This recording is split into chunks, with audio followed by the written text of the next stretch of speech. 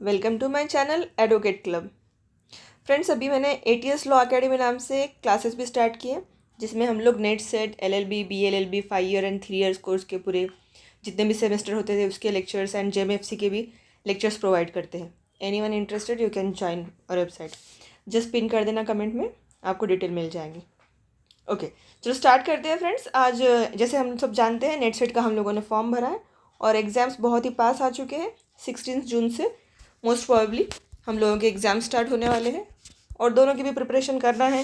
साथ ही साथ जुडिशरी में हम लोगों को कुछ इंपॉर्टेंट केस लॉस होते हैं जो हम लोग डिस्कस करते हैं और वाइस वर्सा LLB BLLB जो भी हमारे भी BLLB के स्टूडेंट हैं सभी के लिए एग्ज़ाम के सेमेस्टर में हमको लिखना होते हैं केस लॉस। सो आज की सीरीज़ में मैं आप लोगों के लिए लेकर आई हूँ लैंडमार्क जजमेंट, जिसने इंडियन लीगल हिस्ट्री में एक बहुत ही शेप करने के लिए इंडियन के लॉ को काम किया है। कुछ ऐसे चुनिंदा 35 केसेस लाई हूँ स्टूडेंट्स में आपके लिए जो आपको बहुत काम आने वाले हैं। तो चलिए स्टार्ट करते हैं। जो supreme court and high court के जजमेंट रहने वाले हैं और स्पेसिफिकली मेरा फोकस रहेगा fundamental right, gender equality, privacy पर।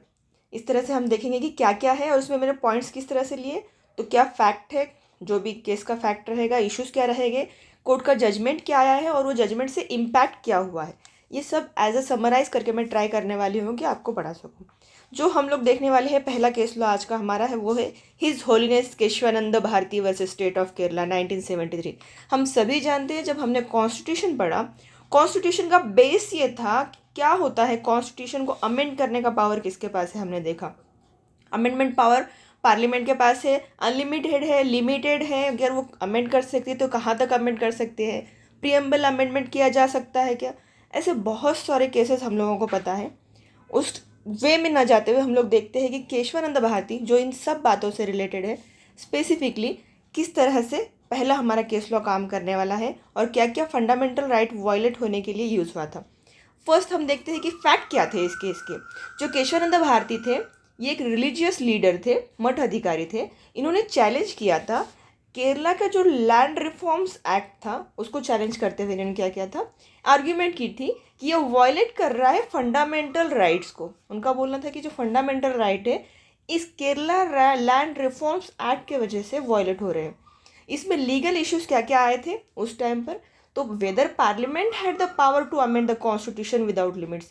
मेन इसका लीगल इशू ये हुआ था कि पार्लियामेंट को अमेंडमेंट करने का पावर है क्या, अगर है तो उसकी कोई लिमिट्स है या विदाउट लिमिट्स वो कितना भी अमेंडमेंट कर सकते हैं।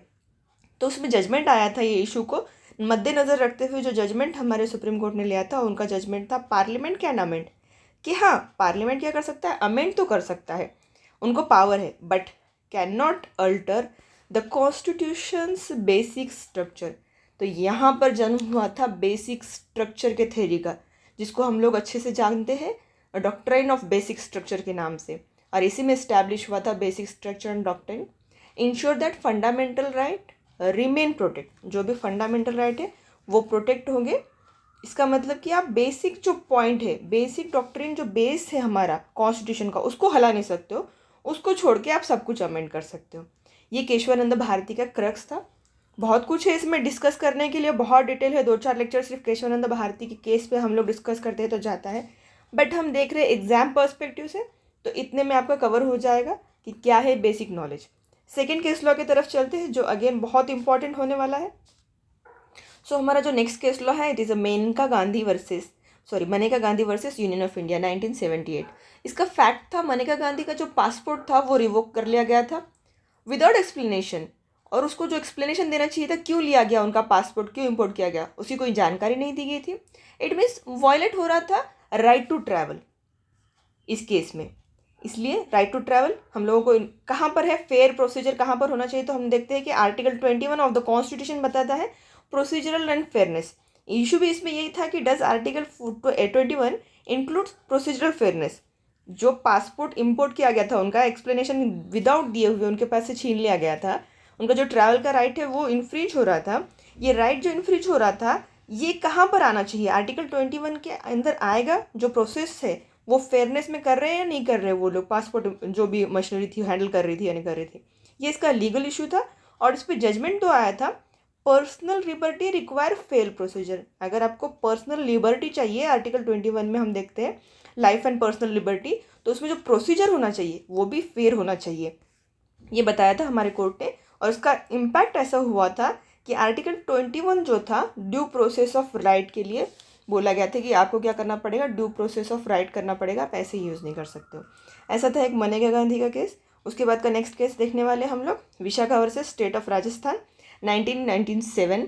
इसमें एक सोशल वर्कर थी जिसको ब्रूटली असॉल्ट किया गया था, और जो वर्क प्लेस है हरासमेंट हुआ था उस लेडी के साथ, स्पेसिफिकली सेक्सुअल हरासमेंट का केस हुआ था, वर्क प्लेस पे हुआ था उसके साथ, work place assault harassment law. Legal issue इसमें यह था, does sexual harassment violate fundamental right. अगर सेक्सुअल हरासमेंट हो रहा है वर्क प्लेस पे तो ये आपका फंडामेंटल राइट वायलेट कर रहा है क्या। जजमेंट में आया था, इसमें कुछ गाइडलाइंस दी गई थी सुप्रीम कोर्ट की तरफ से कि वर्क प्लेस पे जो भी हरासमेंट हो रहा है उसको क्या करना चाहिए, रोकना चाहिए, प्रिवेंट करना चाहिए। और इसके इम्पैक्ट ये पड़ा था कि sexual harassment of woman at work place act 2023, ये एक्ट इसके बाद आया था। इसकी भी बहुत लंबी कहानी है फ्रेंड्स, बहुत डीप स्टोरी है इसमें भी, आप लोगों को पता होगा, देखा होगा तो, या नहीं देखा है, आपको इसमें डिटेल इन्फॉर्मेशन चाहिए, हर एक केस लॉ की डिटेल स्टोरी चाहिए, फैक्ट्स चाहिए, तो आप मुझे कमेंट्स कर सकते हो। हम लोग फर्दर एक एक केस को डिस्कस कर सकते हैं कि क्या एग्जैक्टली स्टोरी थी, क्या हुआ था वहाँ पर, और किस तरह से ये एक्ट आया, वर्क प्लेस बनाने के लिए क्या क्या इश्यूज़ क्रिएट हुए थे, ये सब हम लोग डिस्कस कर सकते हैं।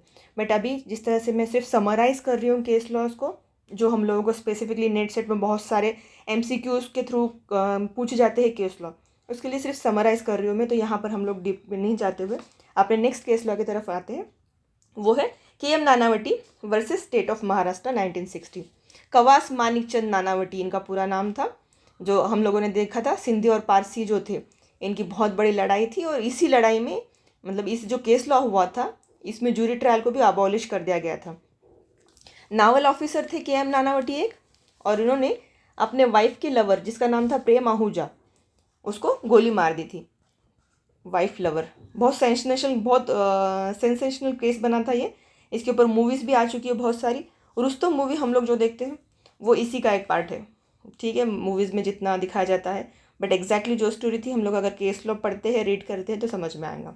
इसके अंदर इशू क्या बना था कि provocation reduce murder to culpable homicide. यहाँ पर बोला गया था कि जो लवर को मारा था, जो नावल ऑफिसर थे उन्होंने, तो वो प्रोवोक किया था, वो जो लवर था फ्रंट ऑफ द प्रेम आहूजा जिसका नाम था, उसने प्रोवोक किया था नानावटी को, जिसकी वजह से इन्होंने उसका मर्डर कर दिया। सो प्रोवोकेशन क्या मर्डर को रिड्यूस करके कल्पेबल होमिसाइड तक ले जा सकता है, ये इसका स्पेसिफिक लीगल इशू था। तो सुप्रीम कोर्ट ने रूल किया था नानावटी ने जो एक्ट किया था वॉज प्रीमेडिएट, इसलिए उसको कन्विक्ट किया गया था मर्डर के लिए। जो नेवल ऑफिसर थे तो उन्होंने प्री माइंडेड था, हम बोलते हैं जिस तरह से हमको पता है, IPC में भी हमने इस केस लॉ को बहुत डीप में पढ़ा है, इंडियन पिनल कोड में अभी जो BNS हो चुका है, तो उनको कन्विक्ट किया गया था मर्डर के लिए। पहले जूरी ट्रायल हुआ था, और पहले जूरी ट्रायल हुआ करता था, उस ट्रायल में उन्होंने एक्विट किया था, देन उसके बाद फिर से सुप्रीम कोर्ट में जब ये मैटर जाता है तो सुप्रीम कोर्ट ने इसको मर्डर बता के कन्विक्टेड किया था उनको, और उसीलिए ये लास्ट जूरी ट्रायल था। उसके बाद एबोलिशन कर दिया गया था जूरी ट्रायल का इस केस लॉस के बाद। नेक्स्ट हम लोग देखने वाले हैं Bachchan Singh versus state of Punjab 1980। ये केस लॉ मर्डर से रिलेटेड है, डेथ सेंटेंस होनी चाहिए या नहीं होनी चाहिए इस पर बात करती है। सो बच्चन सिंह में sentence to death to murder था, डेथ फॉर मर्डर। चैलेंज किया गई थी कॉन्स्टिट्यूशनलिटी ऑफ कैपिटल पनिशमेंट, जो कैपिटल पनिशमेंट है ये सही है या नहीं है, इसको चैलेंज किया गया था इस केस लॉ के अंदर। आफ्टर मर्डर कन्विक्शन, डस डेथ पेनल्टी वॉयलेट्स आर्टिकल 21। इसका लीगल इशू था कि किसी को डेथ पेनल्टी अगर आप दे रहे हो तो कि ये आर्टिकल 21 को वायलेट करता है। तो सुप्रीम कोर्ट ने इसका ना अपहेल्ड किया था डेथ पेनल्टी, और बोला था कि रेयरेस्ट ऑफ रेयर केस में हम लोग डेथ पेनल्टी दे सकते हैं। ये मध्यम मार्ग हम लोगों ने निकाला था कि rarest of the rare case अगर होता है तो देंगे, अदरवाइज हम नहीं देंगे। और इसी में इस्टेब्लिश हुआ था डॉक्ट्रिन, जो उसको हम बोलते हैं rarest of the rares doctrine capital punishment के लिए। नेक्स्ट केस लॉ हमारा आने वाला है Aruna Shanbaug versus union of India. 2011 का केस लॉ है ये। यहाँ पर पैसिव यूथेनेशिया और एक्टिव यूथेनेशिया ये दोनों के ऊपर डिस्कशन हुआ था, क्या होना चाहिए क्या नहीं होना चाहिए। पैसिव यूथेनेशिया क्या होता है कि अगर ट्रीटमेंट जो है विड्रॉ कर लेते हैं हम लोग, विड्रॉल ऑफ ट्रीटमेंट अगर कर लेते हैं तो उसको पैसिव यूथेनेशिया बोला जाएगा। एक्टिव यूथेनेशिया पोटेशियम साइनेट वगैरह कुछ ऐसा दे के अगर आप उसको कुछ ऐसे मेडिसिन दे रहे हो जिसकी वजह से उसकी डेथ कॉज हो रही है, तो उसको एक्टिव यूथनेशिया बोला जाता है। तो हमारे कोर्ट ने एक्टिव यूथनेशिया को रिजेक्ट किया था, पैसिव यूथनेशिया हम लोग कंटिन्यू कर सकते हैं, ऐसा बोला था। इसमें फैक्ट इसका स्पेसिफिकली ये था कि नर्स थी एक, जो बॉम्बे के एक हॉस्पिटल में काम किया करते थे। उनका असॉल्ट हुआ था, वहाँ के जो एक कोवर्कर थे उन्होंने उनके साथ कुछ बदतमीजी की थी। जो डॉग की चेन होती है वो गले में डाल के उनको स्ट्रैंगुलेट किया था। एट दैट मोमेंट एक नर्व्स उनकी दब गई थी, जिसकी वजह से वो कोमा में चले गई थी, उस जो भी हरासमेंट उनके ऊपर हो रहा था उस मोमेंट के लिए। तो वो वेजिटेटिव स्टेट में चले गई थी वो असॉल्ट के बाद। तो यूथनेशिया डिबेट इस केस की वजह से शुरू हुआ था कि काफ़ी देर तक वो कोमा में थी, तो इस तरह से ज़िंदगी जीना चाहिए या नहीं चाहिए, इसके ऊपर डिस्कशन चल रहा था। कि एक ये जो केस लॉ है स्पेसिफिकली, इसके अंदर एक हम लोग अगर देखते हैं जजमेंट की स्टार्टिंग ओपनिंग ये होती है कि एक शेर से स्टार्ट किया जाता है। ये जजमेंट जो हमारे जस्टिस है उन्होंने यहाँ पर एक शेर दिया था कि मरते हैं मरने के इंतज़ार में, मरते हैं मरने के इंतज़ार में, मौत आती है मगर आती नहीं। इस तरह से एक शेर था कि हर दिन मरते हैं, तड़पते हैं कि आज मेरे को मौत आ जाए, मैं मर जाऊँ, मगर आती नहीं है, आती है, छूती है और चले जाती है, और वो इस तरह से जी रही है। इस तरह से उन्होंने ओपनिंग की थी इस जजमेंट की एक शेर के साथ। और इसमें डिस्कशन हुआ था कि should passive euthanasia be legalize, जैसे हमने भी देखा एक्टिव और पैसिव यूथनेशिया दो होते हैं। तो इसमें यस सुप्रीम कोर्ट ने देखा था कि अगर किसी को इस तरह से है कमेटी इस्टेब्लिश की जाए, काफ़ी सारे गाइडलाइंस दिए गए थे after the discussion of all the committee, अगर लगता है उस कमेटी को कि इट इज़ नेसेसरी कि पैसिव यूथनेशिया अलग किया जा सकती है, इसका वापस आने का, वापस से अगेन ज़िंदगी जीने का जो है उस सर्वाइव करने का जो प्रोसीजर है ये नहीं हो सकता है, फिर से वो नई स्टेट में आ सकती है नॉर्मल, देन उसको पैसिव यूथनेशिया दिया जा सकता है, मतलब विड्रॉल ट्रीटमेंट किया जा सकता है। एक्टिव यूथनेशिया यहाँ अलाउ नहीं किया गया था, only passive euthanasia with strict guideline से क्या किया गया था, अलाउ किया गया था यहाँ पर। लेकिन यहाँ पर जो अरुणा शर्मा का केस है, पिंकी ईरानी बोल के एक इसमें जो उनकी फ्रेंड थी उन्होंने किया था ये उनके अरुणा शानबाग के लिए। बट एट दैट मोमेंट इसमें पैसिव यूथनेशिया लीगलाइज तो कर दिया गया, लेकिन उनको नहीं मिला था पैसिव यूथनेशिया। कोर्ट को लगा था कि नहीं अभी ये आ सकती है शायद वापस इस तरह से। अभी तक हमने 6 जो है जजमेंट देखे फ्रेंड्स। नेक्स्ट वाला हम जजमेंट देखने वाले lily Thomas versus union of India 2013 का ये जजमेंट रहने वाला है। यहाँ पर चैलेंज हुआ था, फैक्ट थे इसके actually, protection of convicted legislature from disqualification. जो हमारे देखते हैं हम क्वालिफिकेशन जो होता है लेजिस्लेचर के मेंबर्स बनने के लिए, अगर वो मेंबर कन्विक्ट है, उनको कोई पनिशमेंट उनको दे चुके हैं, किसी न किसी गुन्हे के अंदर उनको सज़ा मिल चुकी है, तो इनको चैलेंज करना चाहिए कि नहीं करना चाहिए, प्रोटेक्शन इनका डिस्क्वालिफिकेशन कर देना चाहिए क्या ऐसे मेंबर को, ये था इसका फैक्ट। तो convicted politician remain in office, legal issue था कि अगर कोई पॉलिटिशियन है वो कन्विक्टेड है तो तब भी उसको ऑफिस में वर्किंग करने देना चाहिए, नहीं करने देना चाहिए, इसका लीगल इशू था। और कोर्ट का जजमेंट ये आया था इसमें फ्रेंड्स कि convicted legislature face immediate disqualification. अगर ऐसा कोई पर्सन है जो कोई भी पॉलिटिशियन है, कोई कन्विक्शन हो चुका है उसका, तो उसको इमीडिएट डिस्क्वालीफाइड कर देना चाहिए। और इसका इस जो पॉलिटिकल अकाउंटेबिलिटी पे काफ़ी असर पड़ा था इस जजमेंट के ऊपर। इस तरह से हमने हमारा 7वां जो है जजमेंट देखा। 8 जजमेंट हमारा जो होने वाला है Golaknath versus state of Punjab 1967। इसमें चैलेंज हुआ था पंजाब लैंड रिफॉर्म्स एक्ट जो था वो हमारा फंडामेंटल राइट्स जो है वॉयलेट कर रहा है। इस बिहाफ पे ये गोलकनाथ का केस जो है रजिस्टर्ड हुआ था। एंड इसमें लीगल इशू ये आया था कि parliament amend fundamental right. Again his holiness Kesavananda Bharati का जो केस लॉ देखा हमने, उसी तरह का ये केस लॉ भी था।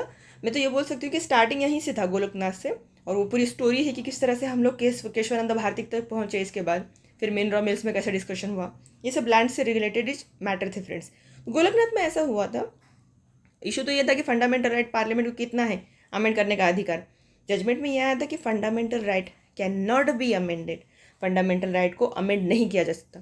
केशवानंद भारती में हमने देखा कि यस बेसिक स्ट्रक्चर छोड़ के अमेंड कर सकते हैं, लेकिन गोलकनाथ में स्पेसिफिक बोला गया था कि कैन नॉट अमेंड, इसलिए वहाँ पर कुछ अमेंडमेंट्स भी आ चुके थे हमारे कॉन्स्टिट्यूशन में। हमने देखा इम्पैक्ट क्या हुआ था केशवानंद भारती केस का, बेसिक स्ट्रक्चर का डॉक्ट्रिन इसी के बाद आया था फ्रेंड्स। नेक्स्ट है हमारा केस लॉ जो अभी मैंने डिस्कस किया था, case law 9 mineral mills versus union of India 1980। Kesavananda Bharati के बाद का केस लॉ है ये।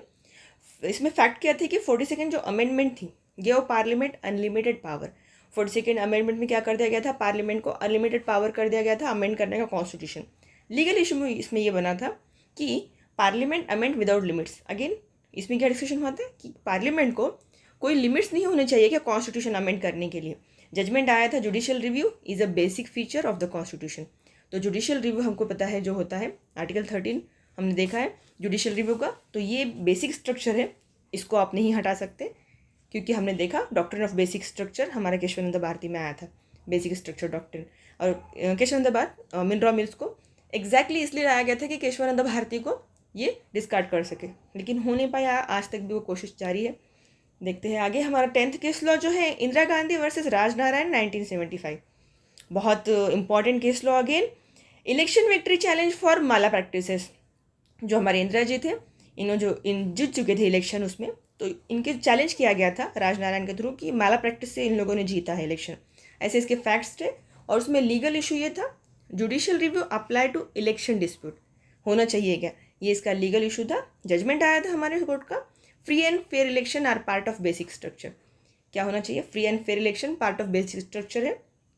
एंड इसमें इम्पैक्ट ये बना था केस लॉ के बाद कि इलेक्ट्रल रिफॉर्म हुआ था, इमरजेंसी जो हमारी लगी थी, पूरी बड़ी कहानी है किस तरह से हुआ था, क्या हुआ था, अगेन डीप में है हर एक केस लॉ। फ्रेंड्स मैंने आज तक आपको अभी तक जस्ट 10 जो बताए हैं, एक एक केस लॉ बहुत ज़्यादा इम्पैक्ट करता है। जो लॉ के स्टूडेंट्स हैं उनको ये 10th केस लॉ तो 101% पता होने ही चाहिए, क्योंकि ये बेस है। ये नहीं पता है तो आप लॉ नहीं कर रहे हो, कुछ गलती हो रही है हम लोगों से, याद रखिए। सिर्फ रिवीजन के लिए मैं शॉर्ट में ले रही हूँ। इसके आगे हम चलते हैं। हमारा 10th जो केस लॉ है एडीएम जबलपुर का रहने वाला है, but I think video already 15 minutes के प्लस जा चुका है। मैंने आपके लिए 35 केस लॉज लाए थे। आज के लिए हम लोग 10 केस लॉ पे रुकते हैं। Tomorrow again 10th law discuss करेंगे केस लॉ, क्योंकि अगर वीडियो लेंदी हो जाता है तो थोड़ा बोरिंग हो जाता है देखने के लिए। तो आज के लिए हम यहीं पर रुकते हैं, टुमारो मिलते हैं हम लोग अगेन रिमेनिंग केस लॉस के लिए। तब तक के लिए thanks for watching, bye bye friends.